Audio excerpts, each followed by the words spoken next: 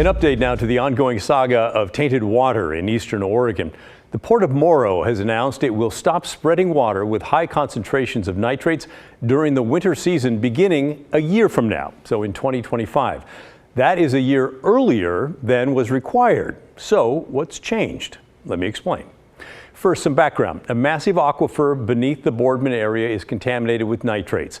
They come from water put on by a variety of sources, including farming, food processing plants, large animal operations, and the Port of Morrow. The contamination is a big problem because thousands of mostly low-income people living in the area get their water from that same aquifer. Many wells there have been found to have high levels of nitrates, which are bad for humans. We've been reporting on this problem for the past year. It's something the state of Oregon has known about for 34 years, but has done nothing to change the trajectory of the pollution. It is getting worse. If you'd like to check out our many previous stories on this, they're available anytime on the KGW YouTube channel, or just go there and then search for tainted waters. Now, part of the problem comes from the Port of Morrow, which collects enormous amounts of wastewater from the companies located there. Much of that water has nitrates in it. The water is pumped away from the port and spread through irrigation circles over farm fields as fertilizer. But when the water is spread during the non-growing season in the winter, the risk of contaminating the groundwater is higher because the plants are not as able to soak up the nitrates into their roots. The Department of Environmental Quality limits where that water can be spread in the winter, but still, there are issues. Over the years, the Port of Morrow has violated its permit hundreds of times by spreading too much water in the winter and racked up millions of dollars in fines from the DEQ. So, what's changing now? Under this new proposed permit, the port will stop spreading any water in the winter after this year. It will instead hold all of that water in new storage ponds built at the port. The port is also asking the DEQ to allow it to identify fields with a lower risk of nitrate leaching into the aquifer and let it spread their water there this winter. It also wants to expand the fields where it spreads water by about 45%, arguing that the same amount of water sprayed over a larger area makes it less likely to leach into the aquifer.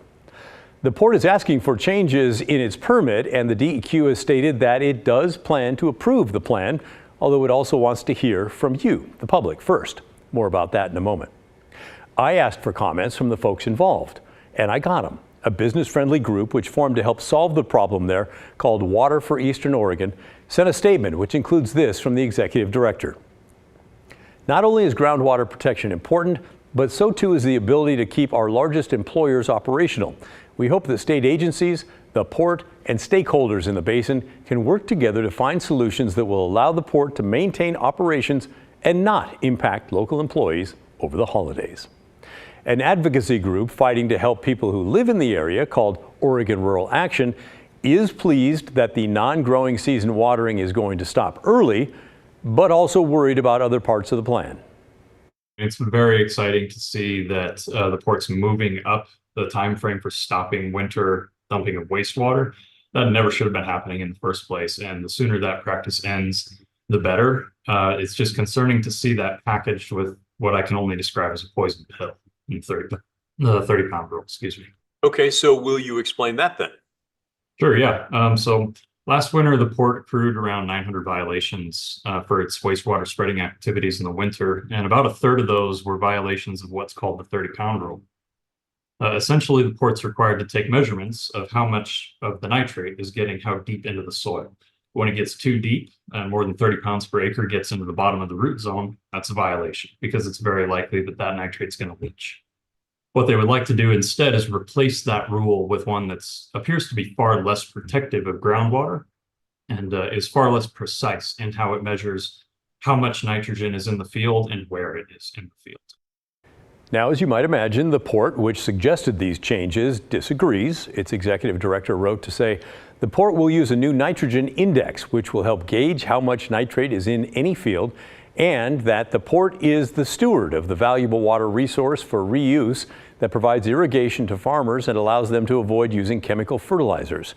Yes, we are investing millions of dollars to improve our water reuse system and comply with state regulations. She went on to write, as you know, DEQ data shows wastewater reuse is a minor contributor to water contamination in the Lower Columbia Basin, but good stewardship means doing our part to reduce the risk profile of our water use.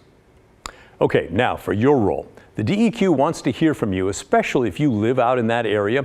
You can show up in person for a meeting to share your thoughts. It's going to happen on October 9th at 6 p.m. at Riverside High School in Boardman.